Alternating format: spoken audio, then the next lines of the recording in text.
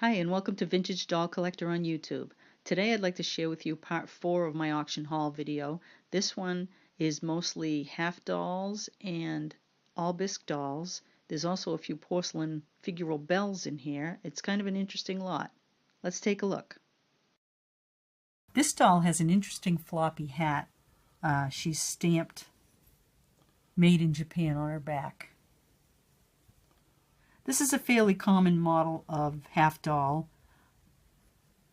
She is stamped 4344 Germany on her lower back by the sew holes.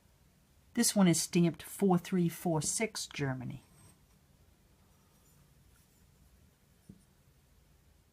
Here's a simple little half doll. I think she's in size Japan on the back, but it's very hard to read. This pretty doll is stamped in ink, "Made in Japan" around the base.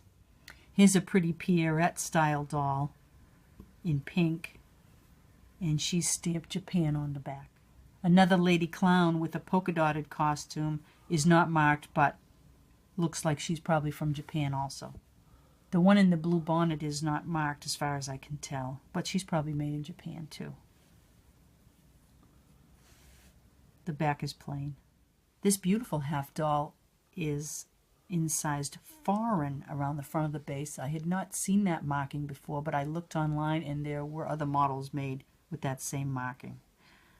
She has a number incised on the back, which is 13542. This lovely little lady has a glued-on wig. She's incised "Germany" very faintly along the back of the base. This porcelain lady is actually a bell. You can see the clapper is sewn on through the sew holes in the back. And here's another little lady bell.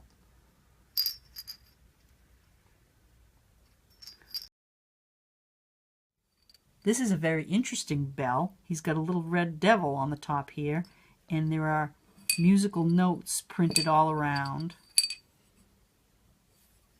He's stamped "Made in Japan" on the inside. There were some nice all bisque dolls in the lot.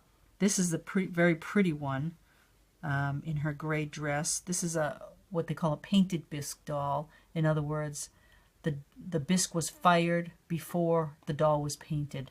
And so you have to be careful with these dolls because the painting can rub off a lot easier than it does on a doll that had the paint fired on. She's marked "Germany" and size "Germany" in the back of her head. This little boy, maybe the brother of the other one, has a felt outfit.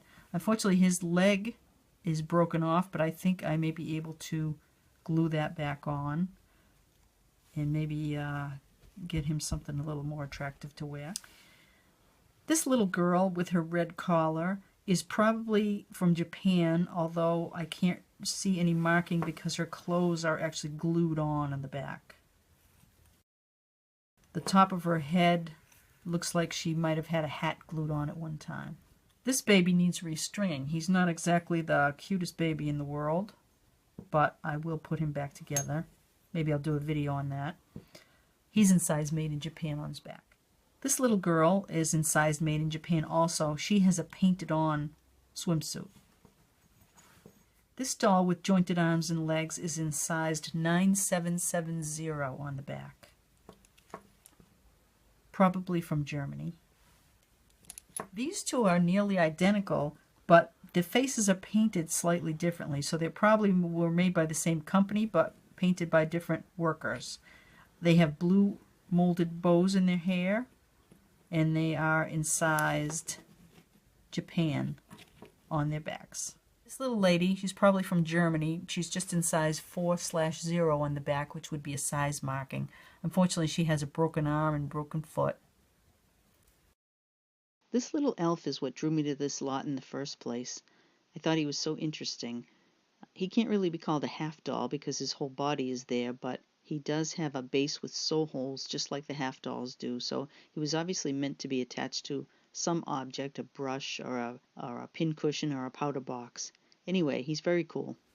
And finally, a little red soldier doll, stone bisque, incised "Japan" on the back. He'd be a nice toy for a little boy doll. This lot was my most expensive purchase at the auction. I paid $82.50 altogether. So what do you think? How did I do? Leave me a comment below. Thanks for joining me today. Please like and share to help spread the word, and click on the subscribe button for more vintage doll collector videos. See you next time.